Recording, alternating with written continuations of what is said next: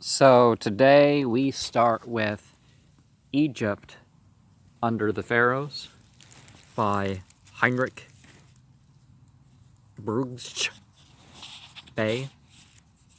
and beginning with the preface. The estimation in which Brugsch-Bey's history of Egypt under the Pharaohs is held, and the continuously increasing demand for it, have induced the publisher to bring out a cheaper and more convenient edition while presenting this to the public in one volume instead of two.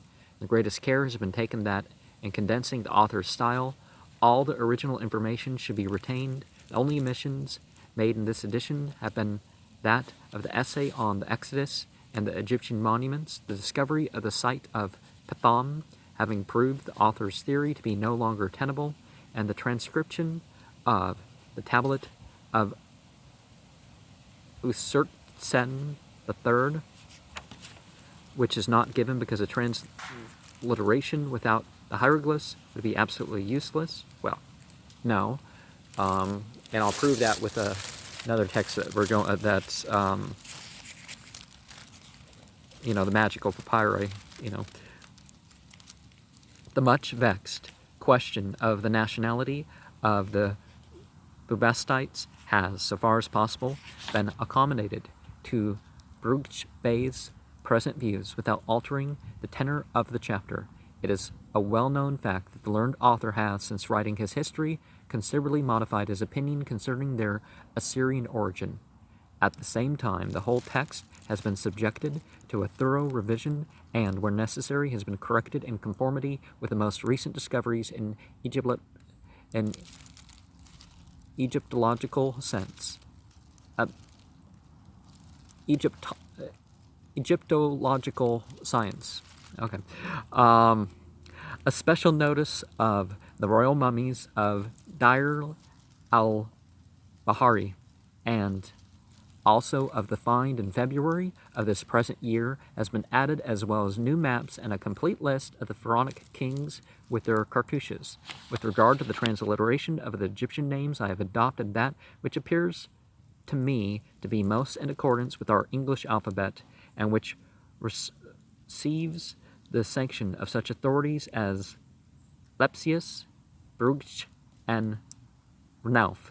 The system of dotted letters, A with a dot above, H with a dot below, K with a dot below, which is, and T with the dot below, which must be, and S with the dot below, which must be,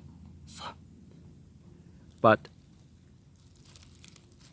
although useful for those who are able to read hieroglyphics, is liable to mislead the general reader, and has therefore not been considered advisable to use such letters in this work. No, it makes it easier for people who can't read the hieroglyphs. Okay. The only exception is in the case of the T with the apostrophe, which is always pronounced like ch and chip. So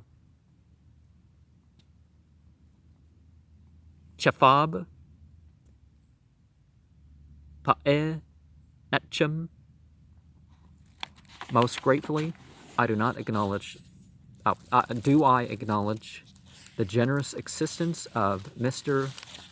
Lepage Renouf, the keeper of the Egyptian and Assyrian antiquities in the British Museum. While preparing the manuscript of this edition, he has given me the benefit of his constant help and advice, and though ill able to spare the time, has kindly read the whole work as it passed through the press.